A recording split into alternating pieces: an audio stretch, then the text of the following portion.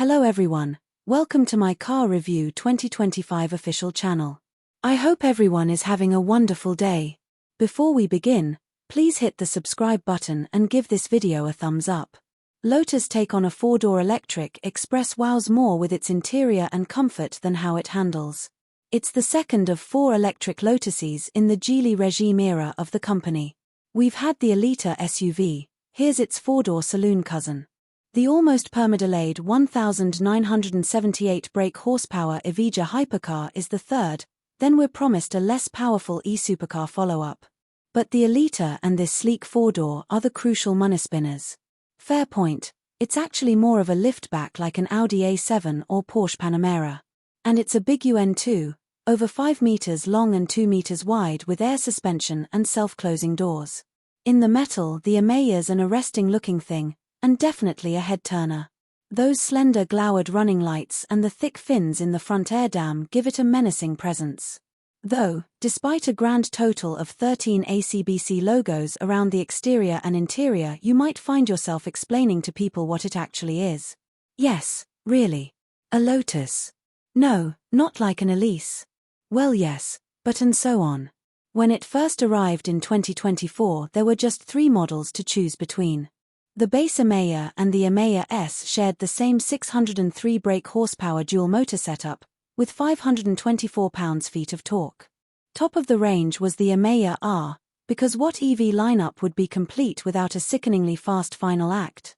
That offered 905 brake horsepower and 727 pounds-feet, which was enough to haul it from 0 to 62 miles per hour in 2.8 seconds.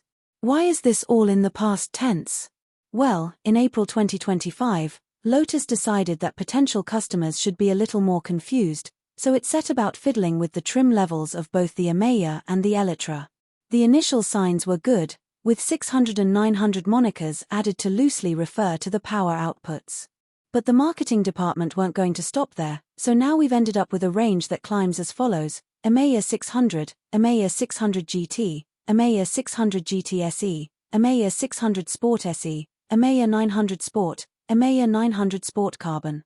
There's more info on what each spec gets you over on the buying tab of this review. Just don't expect us to explain why they've done this, or why there isn't a base spec Emeya 900.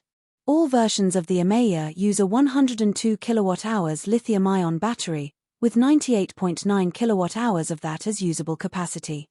That's slightly smaller than the 112 kWh cell pack in the taller Elita SUV, but Lotus says that's compensated for by the lower car having superior aerodynamics, so the shortfall in range shouldn't be too dramatic. Speaking of which, the base 600 now claims a WLTP range of up to 379 miles. That drops to a maximum of 360 miles for the rest of the 600 trims. Upgrading to the 900 will see the total range drop to between 270 and 301 miles depending on spec. Quite the cliff, then. That's why, as with the Elita SUV, Top Gear's preference isn't actually the fastest one. It's just not worth the one-trick pony acceleration for what you lose in endurance. Well, in that case you're in luck, because the Emeya hoovers up electricity faster than a power grid can produce it. Its peak charging rate is 402 kilowatts, which was a record until fellow Geely brand Zeekr went and hit 460 kilowatts. Still, that means the Lotus can theoretically charge from 10 to 80% in 14 minutes. However, finding a 400 kilowatts charger in Europe is like finding broadband that works at its advertised speed. In its UK bump, Lotus claims an 18-minute recharge on a 350 kilowatts charger, or a 5.5-hour juice-up using a 22 kilowatts wall box. In fairness, in China Lotus's real homeland these days, there are likely to be more ultra-high-speed chargers than on the Norfolk Broads. Well, it's less than the 2.4M you'd need for the Eveja hypercar, but this is still a hugely expensive Lotus.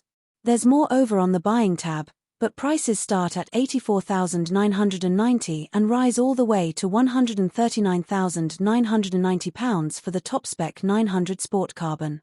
Good grief.